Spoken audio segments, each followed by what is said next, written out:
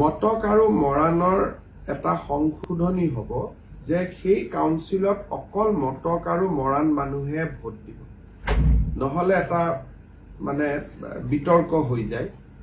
চাহ বাগিচাৰ মানুহ, কৰবাত আহোম মানুহ, তেওঁলোকেও ভাবে যে আমি মটক কাউন্সিলত গুচি গলো নেকি। সেই বিতৰ্কটো অৱসান ঘটাবৰ কাৰণে কেইবালানিও আমাৰ আলোচনা হ'ল। এতিয়া এটা সিদ্ধান্ত হৈছে যে মটক কাউন্সিলত অকল মটক মানুহে ভোট দিব, মৰাণ কাউন্সিলত মৰাণ মানুহে ভোট দিব। মই ভাবো যে এই মাহৰ কোনোবা এখন কেবিনেটতে সি এপ্ৰুভ হ'ব।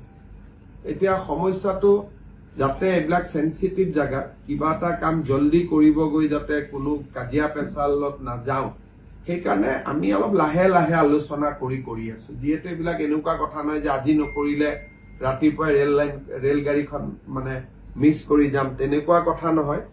প্ৰতিটো সম্প্ৰদায়ৰ মাজত বুজাবুজিটো অব্যাহত ৰখাটো আটাইতকৈ বেছি প্ৰয়োজনীয়।